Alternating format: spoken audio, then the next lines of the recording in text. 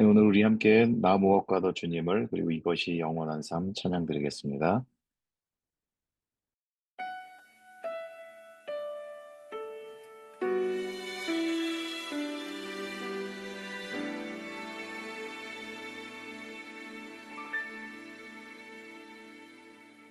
나 무엇과도 주님을 바꾸지 않으리. 다른 어떤 은혜 구하지 않으리. 오직 주님만이 내 삶의 도움이시니 주의 얼굴 보기 원합니다. 주님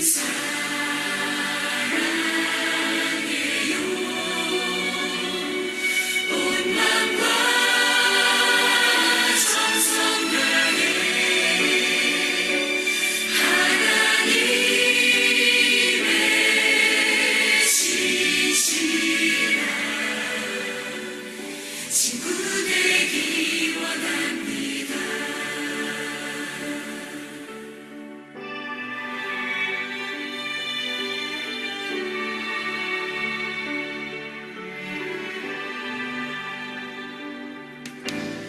무엇과도 주님을 바꾸지 않으리. 다른 어떤 은혜 구하지 않으리. 오직 주님만이 내 삶의 도움이시니 주의 얼굴 보기 원합니다. 주님 사랑해요.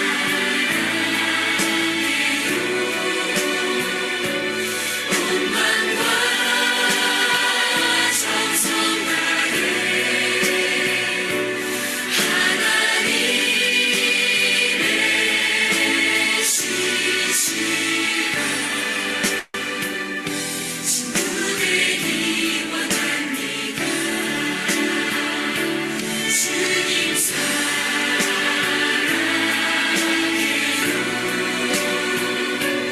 온 마음과 정성 다해 하나님의 시시라 친구 되기 원합니다.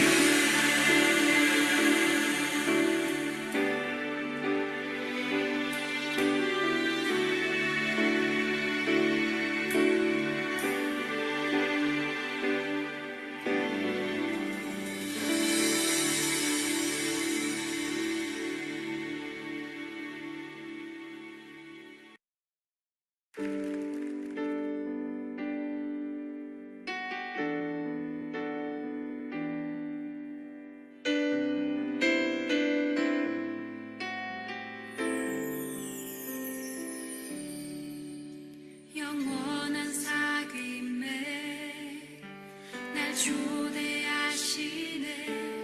주님을 누리며 사는 것, 날 지으신 대로 날 부르신 대로 주님과 함께 걷는 삶. 이것이 영원한 삶. 이것이 영원한 삶. 참 하나님과 그 아들 아는 삶. 이것이 영원한 삶. 이것이 영원한 삶.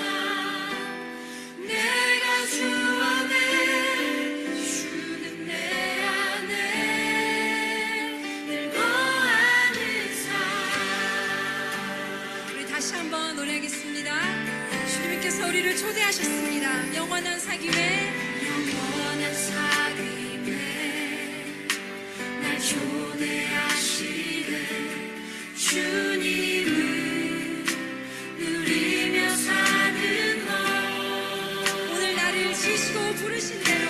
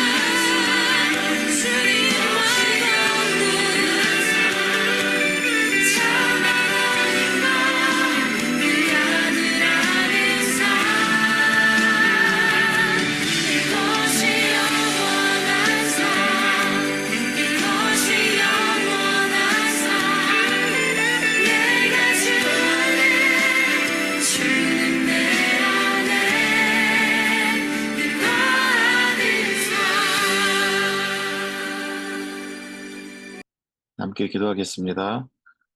하나님 감사합니다. 저희들 예배하는 이 자리로 불러주시고 하나님의 말씀 앞에 하나님의 임재하심 앞에 설 수 있도록 인도하여 주셔서 감사합니다. 우리 각자의 매일의 삶 살아가는 그 삶 속에서 그 매일매일의 삶이 우리에게 주어진 하나님의 은혜임을 고백하게 하시고 그 새로운 날들을 살아가며 하나님과 하나님을 기억하며 하나님께 예배하는 우리 좋은 친구 교회 한 영혼 한 영혼 될 수 있도록 하나님 인도하여 주옵소서. 우리가 찬양으로 고백했던 것처럼 내가 주 안에 살며 주님께서 내 안에 사는 것이 영원한 삶임을 늘 고백하기를 원합니다. 우리의 삶이 여러 가지 많은 어려움들 속에 있지만 믿음으로 말미암아 그 어려움들을 이겨내게 하시고 하나님의 은혜로 말미암아 그 모든 것들을 극복하며 나아갈 수 있도록 하나님 우리 각자의 삶을 붙잡아 주시고 인도하여 주옵소서. 그래서 그렇게 매일의 삶을 살아가며 하나님의 살아계심, 하나님께서 살아계심을 많은 사람들에게 증거하는 빛과 소금이 되어질 수 있는 우리 좋은 친구교회 한 영혼 한 영혼 될 수 있도록 인도하여 주옵소서. 그러나 여전히 세계 각국에는 어려움과 고통으로 신음하고 있는 많은 영혼들이 있습니다. 그들을 주님 위로하여 주시옵시고 하나님 함께하여 주시기를 간절히 소원합니다. 하나님 오늘 말씀을 듣고자 합니다. 하나님의 말씀을 선포하는 이동현 목사님에게도 함께하여 주시옵시고 듣는 우리 모두에게도 하나님의 은혜가 임하여져서 그 말씀이 우리의 가슴 속에 깊이 새겨질 수 있는 귀한 시간으로 주님 인도하여 주옵소서. 함께하시고 은혜로 채워주시기를 간절히 소원하며 예수님의 이름으로 기도드리옵나이다. 아멘. 네, 오늘 함께 나눌 말씀은 에베소서 2장 8절과 9절 말씀입니다. 우리 함께 읽어보도록 하겠습니다. 너희는 그 은혜에 의하여 믿음으로 말미암아 구원을 받았으니 이것은 너희에게서 난 것이 아니요 하나님의 선물이라. 행위에서 난 것이 아니니 이는 누구든지 자랑하지 못하게 함이라. 아멘. 오늘 함께 하신 모든 분들을 주님의 이름으로 환영하며 또한 이번 달에도 우유 후원을 통해서 어려운 이웃을 도울 수 있도록 인도해 주신 하나님께 감사드립니다. 네, 오늘은 이동현 목사님께서 구원이란 무엇인가라는 제목으로 말씀 전해 주시겠습니다. 우리는 늘 구원에 대해서 궁금해하죠. 동시에 늘 이 구원에 대해서 혼란스러워합니다. 저는 그 이유가 우리가 이 정답을 찾는 것에 익숙해져 있기 때문이라고 생각을 합니다. 우리는 이 정답을 찾아야만 이 안심을 하는 것 같습니다. 정답을 찾아야만 시험을 통과할 수 있고 또 이렇게 시험을 통과해야만 이 치열한 경쟁에서 살아남을 수 있기 때문입니다. 그런데 우리가 실제로 인생을 살아보면은 우리의 인생은 그렇게 이 정답대로 흘러가지 않음을 쉽게 깨닫게 됩니다. 즉 우리의 인생에 있어서 우리가 실제로 살아가는 인생에 있어서 정답이란 존재하지 않는다라는 것을 쉽게 알게 된다는 말씀입니다. 물론 시험을 치를 때야 반드시 정답이라는 게 있어서 그 정답을 우리가 올바르게 선택해야만 이 점수를 얻을 수가 있지요. 1 더하기 1은 반드시 2이어야만 합니다. 그렇지 않으면 오답 처리가 되죠. 그러나 이 1 더하기 1이 2라는 그러한 정답은 수학이라는 지극히 한정된 그러한 영역에서만 통하는 그러한 정답일 뿐 실제로 우리가 세상에서 살다 보게 되면은 반드시 1 더하기 1이 2가 아닌 그런 경우가 수두룩 하게 된다라는 것을 많이 경험하게 되죠. 흔하게 우리가 그 마켓에 가게 되면 세일할 때 1 더하기 1, 1 플러스 1이죠.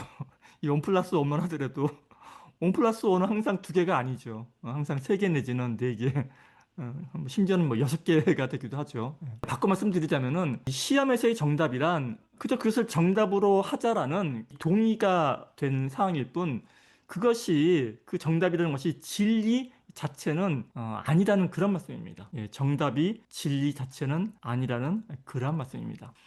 여기 중요한 말이 나왔습니다. 정답과 진리. 정답과 진리. 이 정답과 진리라는 이 두 가지 사항, 이 둘은 엄연히 다른 것임에도 불구하고 우리는 이 평생을 이 정답 찾기 이 시험에 길들여져 있는 우리는 이 둘을 늘 혼동합니다. 늘 같은 것으로 생각하기 일쑤입니다. 그래서 우리가 어떤 진리라는 것을 찾을 때에도 늘 이 정답을 시험지의 정답을 찾듯이 그렇게 접근을 하는 것입니다. 그러나 진리는 그렇게 해서 구해지는 것이 아니죠. 아니, 그렇게 구해질 수가 없는 것이 바로 진리입니다. 이 구원 문제를 다룰 때에도 마찬가지입니다. 진리라든지 구원이라든지 하는 이런 이 종교적인 문제, 종교적인 신앙에 관한 문제는 우리가 시험을 치를 때 이 정답 찾듯이 그렇게 접근해서는 안 됩니다. 그렇게 접근해서는 답을 찾을 수가 없습니다. 그러나 우리는 늘 이 구원에 대한 명확한 해답, 이 정답을 찾으려고만 하죠. 이 예수님 당시에도 그랬던 것 같습니다. 그러나 예수님께서는 단 한 번도 구원이란 이런 것이다, 천국이란 이런 것이다, 이렇게 딱 꼬집어서 명확하게 이 정답을 말씀해 주신 적이 없습니다. 예수님께서는 그런 질문이 나올 때마다 매번 전혀 다른 답을 해 주셨습니다. 천국을 묻는 사람들에게 어떤 때에는 이 천국이란 밭이 가는 농부라고 그렇게 하시기도 하고, 또 어떤 때에는 전혀 다르게 이 밭에 감추인 보화라고도 말씀하십니다. 이 포도원의 비유를 하시기도 하시고, 바다에 쳐놓고 이 물고기를 잡는 그러한 그물이라고도 말씀하시기도 합니다. 정말 그냥 그때그때 그냥 그때그때 다른 것입니다. 왜냐하면 그렇게밖에는 설명이 안 됐기 때문입니다. 그래서 저는 이 정답을 추구하는 마음, 이 정답을 추구하는 마음에서 벗어나는 것, 이것만이 옳다고 생각하는 그 마음에서 벗어나는 것만 하더라도 저는 이것만으로도 일종의 구원이 아닐까라고 생각을 해보는 것입니다. 무엇이 정답인가? 무엇이 옳은 것인가? 무엇이 선한 것인가를 하나님이 아닌 우리 스스로가 그것을 판가름하려는 그러한 마음에서 벗어나는 것 자체가 일종의 이 구원과도 같은 것이라는 그런 말씀입니다. 이러한 점에 있어서 누가복음에 나오는 선한 사마리아인 교훈은 우리에게 시사하는 바가 굉장히 큽니다. 사실 이 선한 사마리아인 이야기는 이렇게 정답을 추구하는, 선과 악을 스스로 판단하려는, 바꿔 말씀드리자면은 누가 과연 나의 이웃인가를 이 스스로 판단하려는 그러한 우리의 잘못된 태도에 관한 그러한 교훈인 것입니다. 이 이야기는 뭐 잘 아시는 내용이지만은 이 간략히 살펴보면 이렇습니다. 어떤 율법 교사가 이 성경에 정통한 율법 교사가 예수님께 묻습니다. 선생님, 내가 무엇을 하여야 영생을 얻겠습니까? 라고 예수님께 묻습니다. 이 영생은 구원이죠. 그러니까 이 율법 교사는 지금 구원에 대해서 묻고 있는 것입니다. 예수님께서는 이렇게 답해 주시죠. 율법에 뭐라고 기록되어 있느냐? 네가 율법을 어떻게 알고 있느냐? 이 율법 교사가 대답하여 이르되 마음을 다하고 목숨을 다하며 힘을 다하고 뜻을 다하여 주 너희 하나님을 사랑하고 또한 내 이웃을 내 자신과 같이 사랑하라 하였나이다. 너 이미 다 알고 있구나. 가서 이를 행하라. 그러면 구원받으리라. 이렇게 아주 간단하게 대답을 해 주시죠. 그러니까 기다렸다는 듯이 이 사람이 이번에는 이렇게 묻습니다. 그러면 선생님, 그러면 예수님, 내가 선을 베풀어야 될 내 이웃은 누구입니까? 라고 되묻습니다. 저는 성경의 이 부분을 읽으면서요, 사실 젊은 날에 제가 떠올랐습니다. 젊은 날 정말 교회 열심으로 다닐 때 제가 떠올랐습니다. 왜냐하면 이 질문이 바로 저의 질문이었기 때문입니다. 성경을 보니까 그 핵심은 정말 이웃사랑인 것 같은데, 이웃사랑이 그 성경 내용의 핵심인 것 같은데, 근데 가만히 생각해보면 이 길거리에 도움을 요청하는 노숙자도 이웃이고, 또 TV에 나오는 수재민도 또한 이웃이고, 내가 다니는 회사의 그 직장 동료도 나의 이웃인데, 그래서 내가 이 이웃을 사랑해야 하는데, 그런데 나의 몸뚱아리는 하나고, 나의 시간과 나의 월급은 한정되어 있고, 그러면 이 상황 가운데 도대체 내가 어떻게 해야 그 이웃사랑이라는 계명을 온전하게 실천했다고 자부할 수 있는지 도무지 가늠이 되지 않았기 때문입니다. 아마도 예수님께 이 질문을 한 그 율법교사도 이 저와 같은 그런 고민이었을 것입니다. 그때 예수님께서 이 율법교사에게 대답으로서 해주신 그 말씀이 바로 이 사마리아인 비유입니다. 어떤 사람이 예루살렘에서 여리고로 내려가다가 강도를 만나며 이 강도들이 때리고 거의 죽게 된 것을 그냥 버리고 가지요. 버리고 가서 쓰러져 있는데 마침 어떤 제사장, 그 종교인이죠. 어떤 제사장이 그 길로 내려가다가 그 쓰러져 있는 그 사람을 보고, 죽어가는 그 사람을 보고 피하여 지나갑니다. 또 어떤 레위인도 정말 신실한 종교인이죠. 레위인도 그를 보고 피하여 지나갑니다. 그런데 어떤 사마리아 사람들은 유대인들은 거들떠도 보지 않는 그 하찮은 사람들인 거죠. 근데 어떤 사마리아인이 그 사람을 보고, 쓰러져 있는 그 사람을 보고 불쌍히 여겨 가까이 가서 그 상처에 기름과 포도주를 붓고 싸매어주고 주막으로 식당으로 데리고 가서 돌보아주고, 이 사람을 돌보아주라. 비용이 여기서 더 들게 되면 내가 돌아올 때 갚으리라 하였으니, 예수님의 지금 비유 말씀입니다. 네 생각에는 이 세 사람 중에 누가 강도 만나 쓰러져 있는 사람의 이웃이 되겠느냐라고 묻는 것입니다. 애초에 질문을 던진 율법교사는 예수님께 누가 나의 이웃입니까? 누가 나의 이웃입니까? 라고 물었지만은 예수님께서는 전혀 다르게 누가 이 강도 만난 자의 이웃이 되겠느냐라고 되물으시는 것입니다. 우리는 늘 누가 나의 이웃인가를 판단하려 하지만은, 그러나 정작 그 이웃은 내가 정하는 것이 아니라 내가 속한 공동체에서 나를 이웃으로 판단한다라는 것입니다.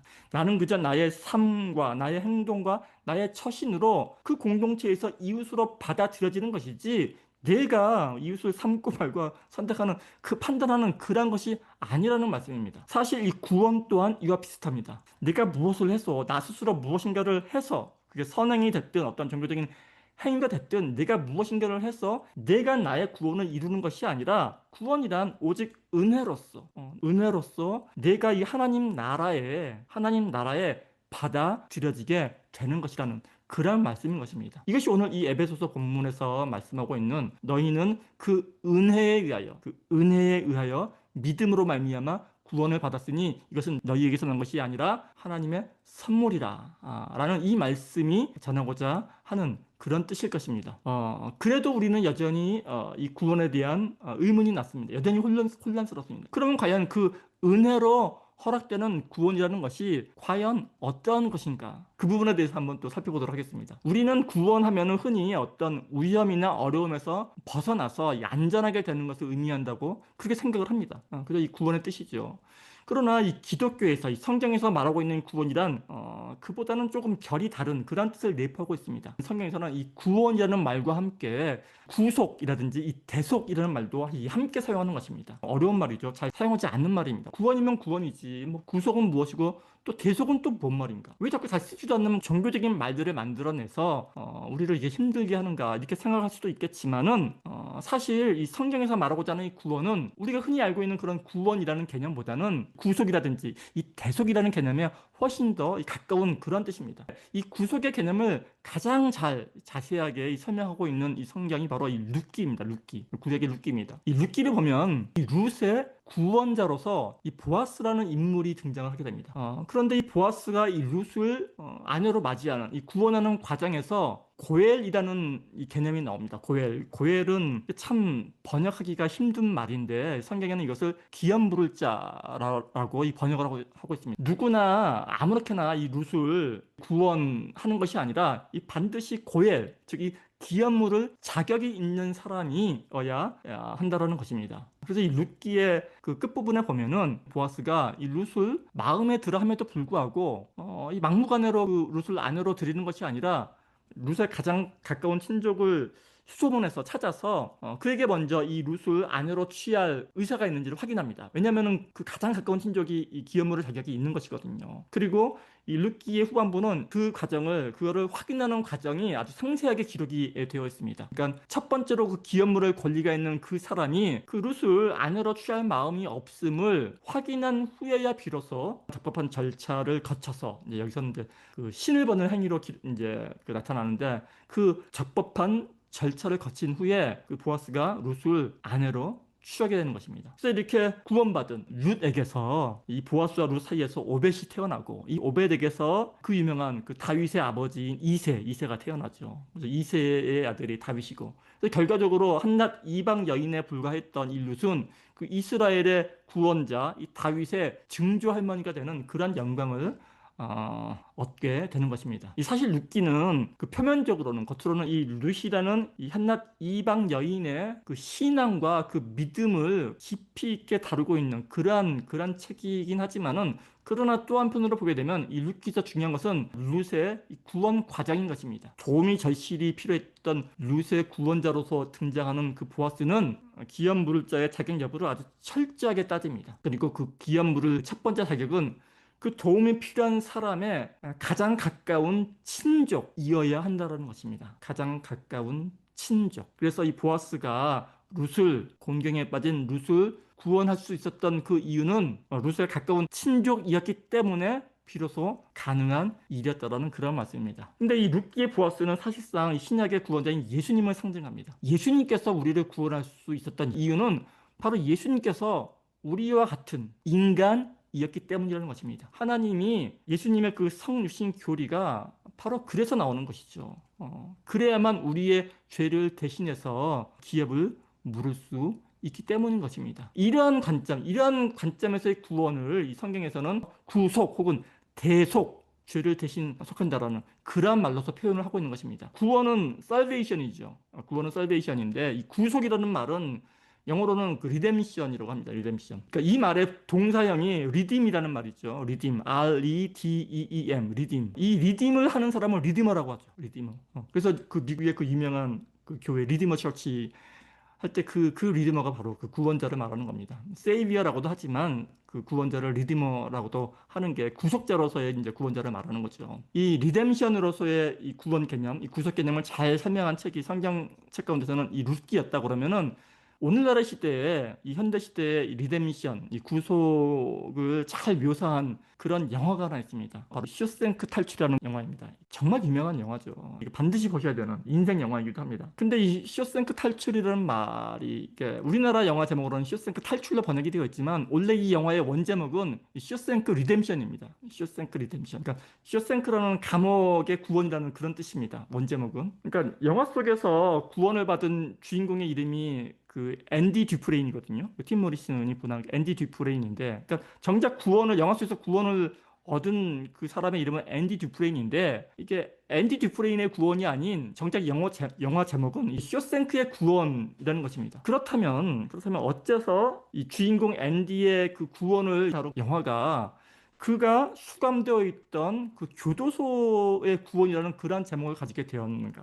그러니까 이 이유를 한번 생각해 보는 것이 중요하죠. 그 이유를 우리가 올바르게 이해한다면은 기독교 구원 교리의 이 핵심적인 부분을 우리가 보다 더 알 수 있을 것 같습니다. 이 영화 쇼생크 탈출은 사실 이 자유에 대한 희망을 말하죠. 자유에 대한 희망을 끝까지 포기하지 않는 주인공 앤디 듀프레인이 마침내는 이 교도소를 탈출해서 자유를 쟁취하는 희망과 구원에 관한 이야기이자 또한 동시에 그의 탈출로 인해서 그동안 온갖 비리의 원상이었던 그 쇼생크 교도소, 이 교도소의 개혁이 이루어지는 쇼생크 교도소 자체가 구원받는 그러한 이야기이기도 하다라는 그런 말씀입니다. 그러니까 이 영화는 단순히 한 사람의 그 탈옥 이야기, 탈출 이야기를 넘어서서 이 보편적인 인간의 구원에 관한 그런 심오한 메시지를 담은 그런 영화라고 할 수 있다는 것입니다. 기독교의 기본 이제 교리를 보게 되면은 그러니까 인류는 단 한 사람의 예외도 없이 이 원죄를 지은 이 죄인이라고 말을 합니다. 저를 포함한 여러분을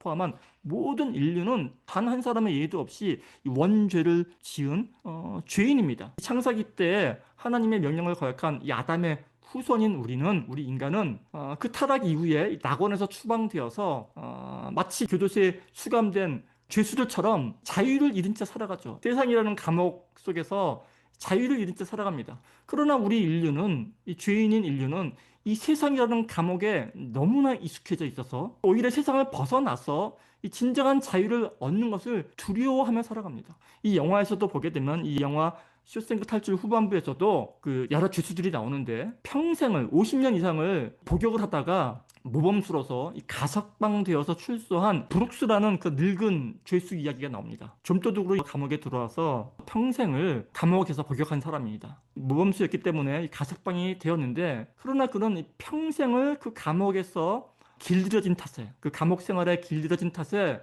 50년 만에 주어진 그 자유를 감당하지 못하고 끝내는 모텔방에서 그 자살로 생을 마감합니다. 교도소에서 그의 자살 소식을 전해들은 그 다른 동료들이 의아해하죠. 아니 그토록 원했던 자유를 찾은 그가 왜 자살을 했는지 궁금해합니다. 그때 앤디의 친구 그 레드가 동료들에게 한 말이 굉장히 명대사로 남아 있습니다. 브룩스의 자살을 의아해하는 그 동료들에게 그 교도소 그 높은 담벼락을 이렇게 보면서 이런 의미심장한 말을 합니다. 야, 너희가 볼 때는 저 담벼락이 장애물로 보이겠지? 그러나 시간이 지나면 저걸 의지하게 돼. 그러니까 저는 이 세상 속에 살아가는 이 삶 가운데 이 세상 속에 살아가는 우리 또한 마찬가지로 생각을 합니다. 이 세상이라는 감옥 속에 이 종신형을, 죽을 때까지 있어야 되는 이 종신형을 선고받고 태어난 우리는 살아서는 절대로 이 감옥을, 이 세상을 탈출할 수가 없습니다.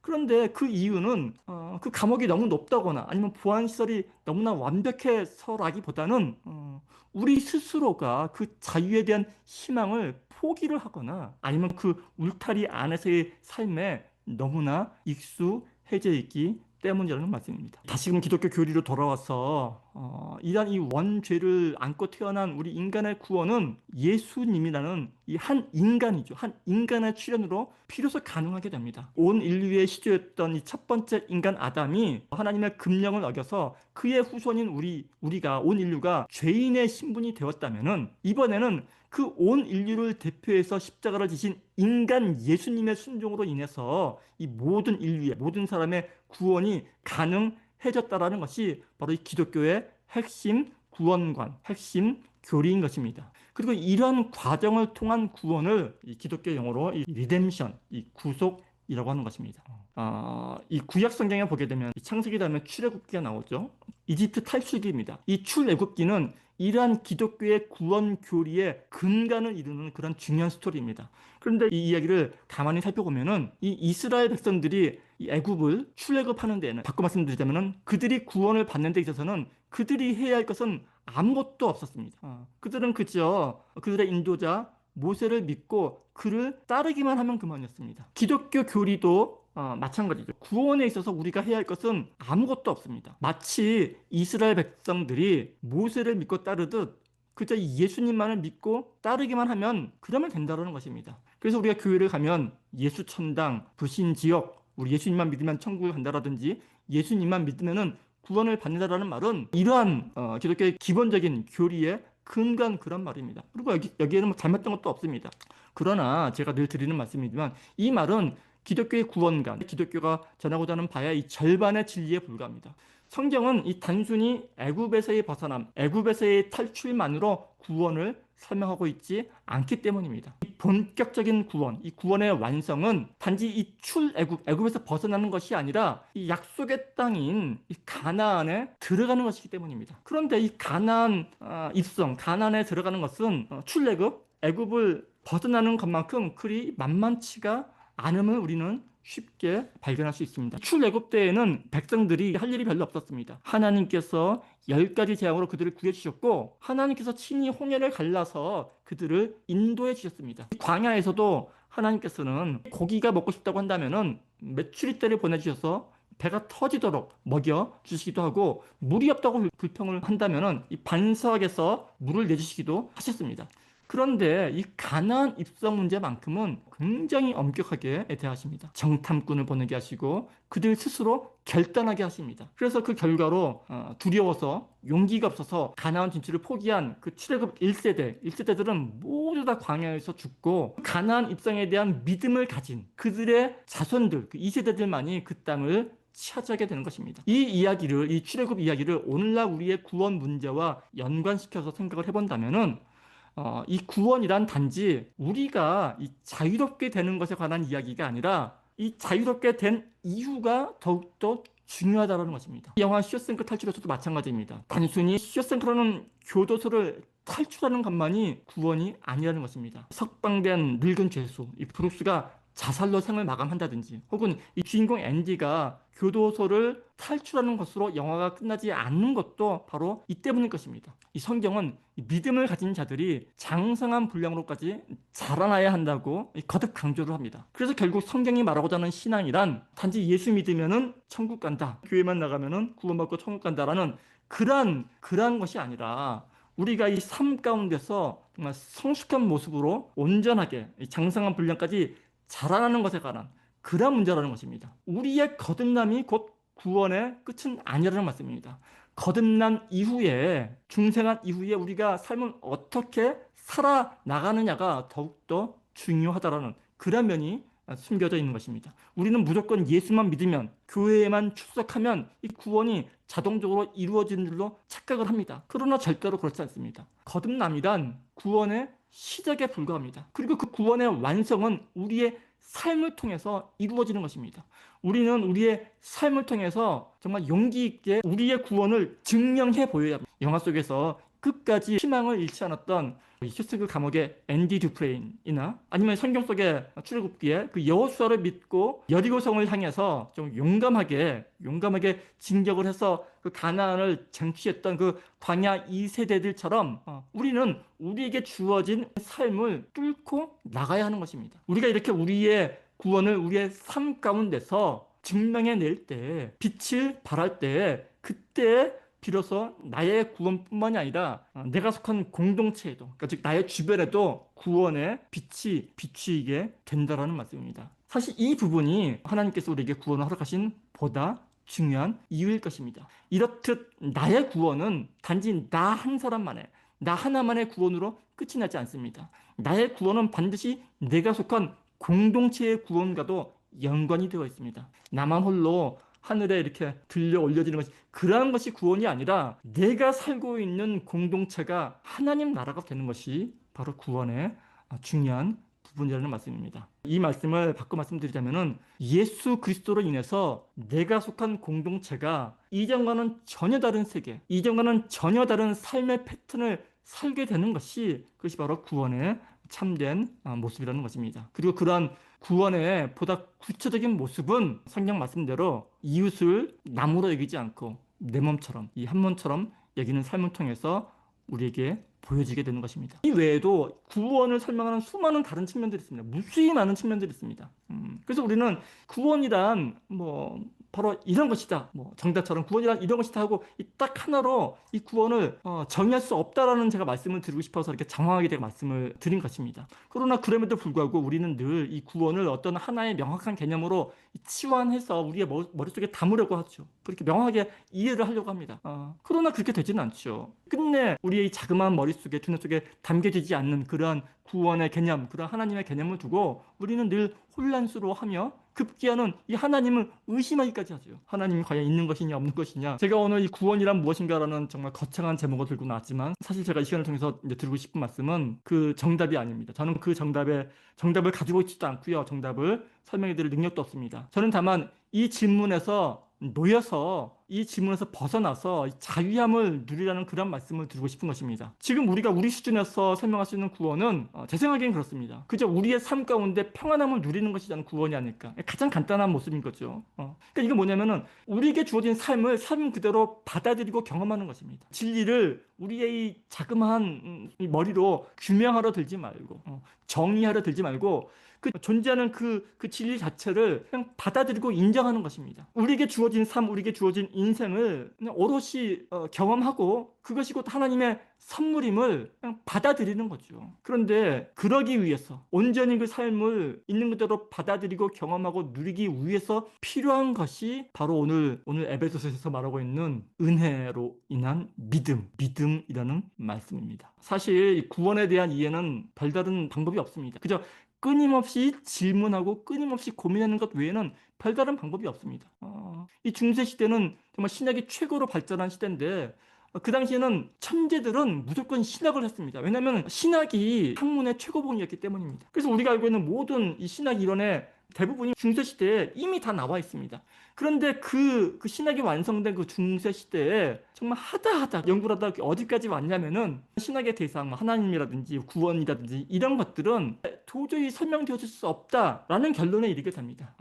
이것이 그 유명한 부정의 신학이라는 것입니다. 부정의 신학. 정해지지가 않는다는 거죠. 기존으로 무엇인가를 연구할 때에는 반드시 어떤 것에 정의를 내리고 시작을 하죠. 그러나 부정의 신학이라는 것은 그 반대로 무엇은 무엇이 아니다, 부정을 하는 것입니다. 그러니까 예를 들어서 우리가 하나님을 설명할 때는 기존에는 우리가 하나님은 어떠한 분이시다, 하나님은 무엇이다, 하나님은 이렇게 설명을 해 나갔는데 이렇게 해서는 도저히 하나님을 설명해 나갈 수가 없으니까 그렇게 설명하는 대신에 이제는 하나님은 사람이 아니다, 하나님은 존재가 아니다, 하나님은 뭐가 아니다, 이렇게 부정을 해나가는 것이죠. 이렇게 하지 않으면 우리가 하나님에 가까이 갈 수가 없다는 것입니다. 하나님을 우리가 정의를 내릴 수가 없으니 이제는 하나님이 아닌 것을 정의해 나가면서 하나하나 지워 나가면은 그나마 조금이라도 하나님을 정확하게 알아가는 길이지 않겠느냐 하는 그런 취지에서 나온 것이 바로 부정의 신학 이러는 것입니다. 우리가 이 끊임없이 하나님을 묵상하고 하나님을 생각을 하되 그 하나님이라는 존재 자체를 나의 이 작은 이성 안에 가두려는 그런 생각을 내려놓고 여러 시각에서 하나님을 바라보고 또한 경험하려는 그런 태도가 오히려 더 한결 하나님 앞에 더 다가설게 할 수 있다라는 그런 말씀을 드리고 싶어서 제가 이런 말씀을 드렸습니다. 예배 후에 또 설교 후에 교제 시간이 있으니까 구원에 대해서 새롭게 깨달은 점이라든지 또 추가적인 질문 있으시면 또 마음껏 해주시기 바랍니다.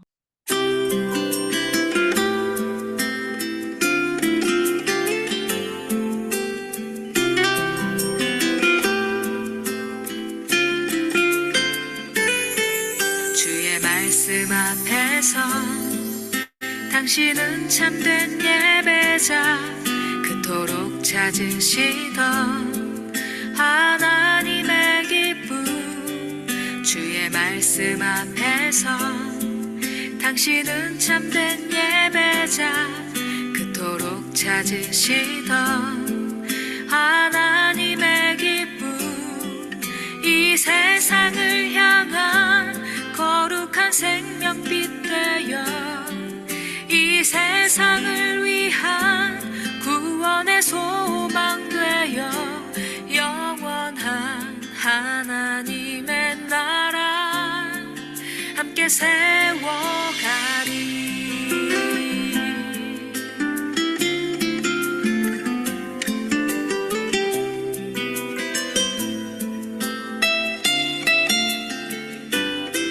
주의 부르심 따라 당신의 삶을 드릴 때 세상은 당신 안에서 주의 영광 보리라.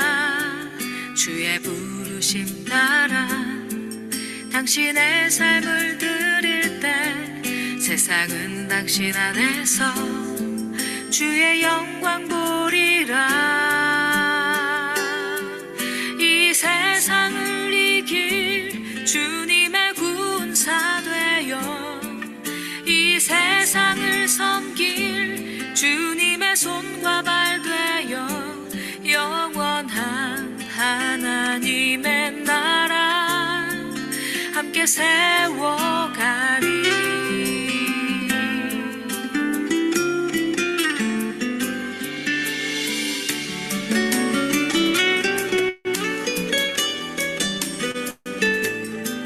주의 말씀 앞에서 당신은 참된 예배자 그토록 찾으시던 하나님의 기쁨 주의 부르심 따라 당신의 삶을 드릴 때 세상은 당신 안에서 주의 영광 보리라.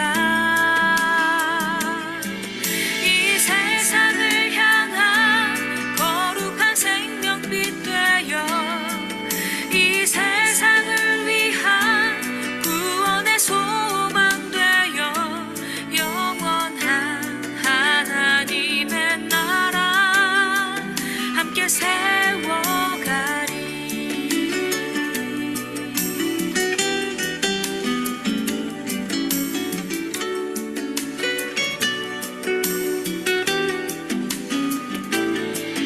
이 세상을 이길 주님의 군사 되어 이 세상을 섬길 주님의 손과 발 되어 영원한 하나님의 나라 함께 세워가리.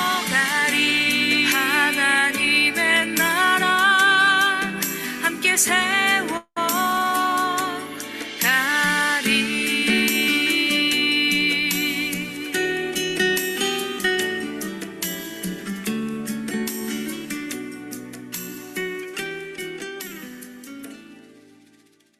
이동현 목사님 축도해 주시겠습니다.